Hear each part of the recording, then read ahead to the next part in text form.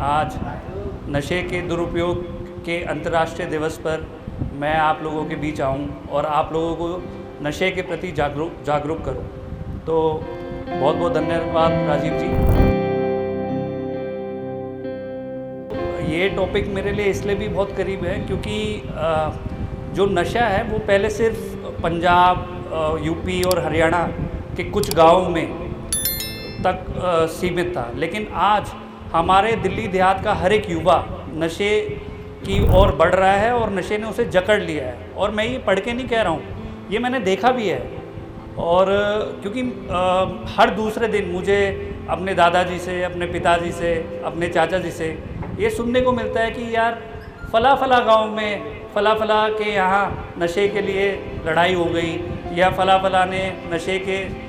को लेके अपनी माँ बाप को पीट दिया या मर्डर कर दिया, या फ़ला गांव में नशे से चोरी हो गई नशे की वजह से।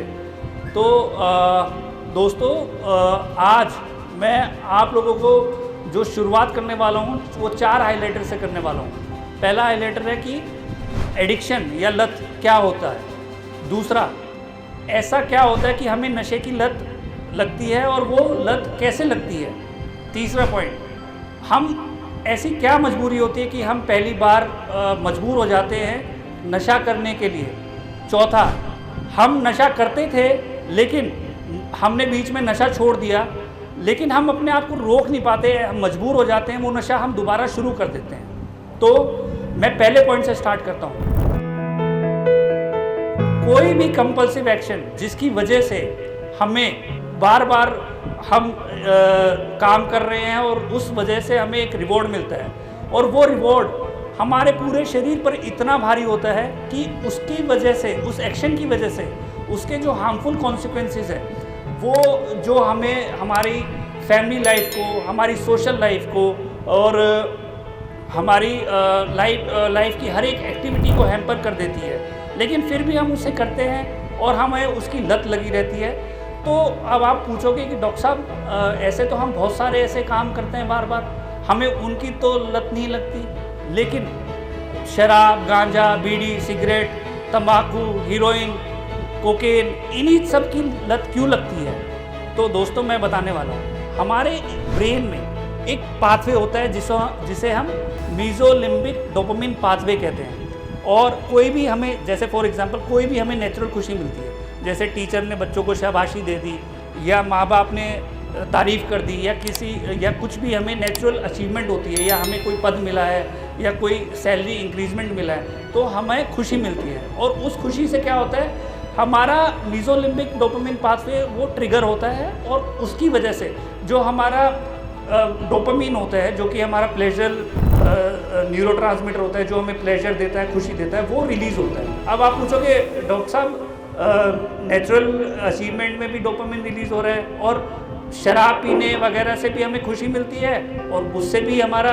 डोपामिन रिलीज़ हो रहा है, तो फिर हमें नशे की क्यों ही लत लगती है और पॉजिटिव चीज़ों की लत क्यों नहीं लगती है? तो मैं आपको ये बताने वाला हूँ कि हमारा कोई भी नशा हम करते हैं उससे हमें खुशी मिलती है। खुशी मिलके हमारा मीजोलिम्बिक डोपामिन पाथवे ट्रिगर होता है, उसकी वजह से जो डोपामिन होता है वो कई गुना ज़्यादा रिलीज़ होता है। और इतने ज़्यादा, मतलब ज़्यादा डोपामिन रिलीज़ तो ज़्यादा प्लेजर, ज़्यादा प्लेजर तो ज़्यादा खुशी, और ज़्यादा कोई भी शरीर या कोई भी बॉडी ज़्यादा खुशी क्यों नहीं चाहेगी? तो बताओ। तो इसीलिए ज़्यादा खुशी की चाहों में हम नशे की ओर बढ़ते हैं, उसकी लत लगती है और उसे बार बार उसका दुरुपयोग करते रहते हैं और उपयोग करते रहते हैं। तो अब एक स्टेज ऐसी आती है कि धीरे धीरे ये जो नशा है वो हमारी पूरी बॉडी में को तोड़ देता है, और वो ना मिले तो हमें पसीने आने लगते हैं, हमें लूज मोशन होने लगते हैं, हमें तलब मचने लगती है। तो उस तलब को दूर करने के लिए फिर से हम नशा करते हैं, फिर पीना कंपलसरी समझते हैं, और ऐसे दिन भर नशे में पड़े रहते हैं। ऐसा क्या होता है कि हमने कभी पी नहीं, लेकिन क्या मजबूरी होती है कि हम उसे दोबारा मतलब हम उसे पीना शुरू कर देते हैं। तो पहला कारण नंबर 1 है कि पीयर प्रेशर, मतलब अरे हम किसी भी पार्टी में जाते हैं या किसी शादी में जाते हैं या किसी ऑफिस में कोई हमें पार्टी है किसी की, तो वो कहता है अरे यार एक पैक से कुछ नहीं होगा, तू पी ले, तो कुछ नहीं होता है एक पैक से, पी के ट्राई तो कर। तो वो पहली बार ले लेता है तो उससे थोड़ा अच्छा लगता है, तो वो सोचता है कि यार अच्छा लगा तो मैं बाहर और पीता हूँ। तो ऐसे ऐसे करके वो नशे से इंट्रोड्यूस होता है और उसको आदत बना लेता है। दूसरा है पुअर कोपिंग स्किल्स, मतलब माँ बाप ने कुछ कह दिया, डांट दिया, या टीचर ने कुछ किसी को डांट दिया, या किसी से लड़ाई हो गई, तो हम सोचते अरे यार हमारा तो पूरा मूड ख़राब हो गया है, और अब मूड तो मेरा सिर्फ मैं कुछ नशा कर लेता हूँ या सिगरेट पी लेता हूँ तो उससे मेरा मूड जो है ठीक होगा, मुझे खुशी मिलेगी। और हालांकि उसे 1-2 मिनट या कुछ टाइम के लिए सिगरेट से खुशी तो मिलती है, लेकिन वो ऐसे नशे से इंट्रोड्यूस हो जाता है और वो फिर आदत का फॉर्म ले लेती है। तीसरा है इजी अवेलेबिलिटी, बहुत आसानी से टेक्नोलॉजी से, जैसे कि आज हर चौराहे पे आपको ठेका मिल जाएगा, हर चौराहे पे नुक्कड़ पे आपको दुकान मिल जाएगी जहाँ पे सिगरेट मिलती हो, बीड़ी मिलती हो, गुटखा मिलता हो, पान मिलता हो। तो इतनी आसानी से जब हमें नशा मिल रहा है तो लोग उससे ज़्यादा एक्सपोज होते हैं और वो देखते हैं कि इतने सारे लोग पी रहे हैं तो हम भी पी लेते हैं। चौथा रीज़न है कूल दिखने के लिए, कि अरे यार